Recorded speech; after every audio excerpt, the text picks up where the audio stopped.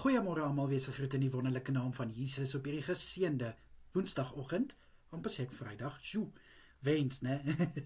Maar ja, dit is Woensdag en dit is regtig vir my so lekker om weer saam met julle rondom God se woord te kan kuier. Nou vandag maak ek klaar met Esegiel 37. Dit is regtig vir my lekker om deur hierdie hoofstuk te gaan, want weet jy, kind van God, ons lees baie keer deur 'n hoofstuk en ons besef nie eintlik hoeveel skatte daar in daai hoofstuk lê nie. Hoeveel daar is wat ons kan vat en ons eie maak. En vandag se gedeelte is waar God asem in die beendere geblaas het.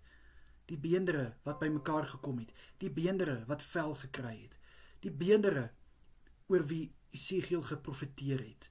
God het asem in hulle geplaas. En hoekom dink jy is dit so? Dis obvious, want sonder asem kan ons nie leef nie. En sonder lewe is daar nie lewe nie. Kind van God, hierdie sê vir my, dat solank daar nog asem in jou liggaam is, het jy 'n rede om te kan leef. Het jy 'n rede om te kan hoop. Daar's baie dinge in ons lewens wat lyk asof dit net nie meer lewe het nie.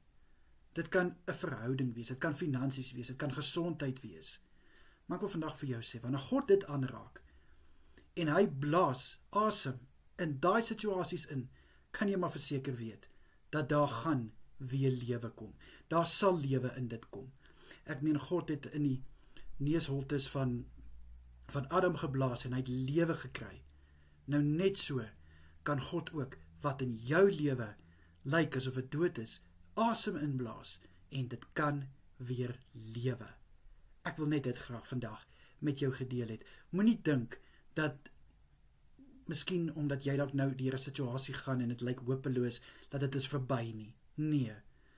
Eers wanneer God sê dit is verby, dan is dit verby. Maar solank God se hand oor jou situasie is en in jou omstandighede is, kan jy maar weet, daar's hoop en daar's lewe. Laat God vandag toe om weer asem te blaas in die dinge in jou lewe wat weer lewe kort.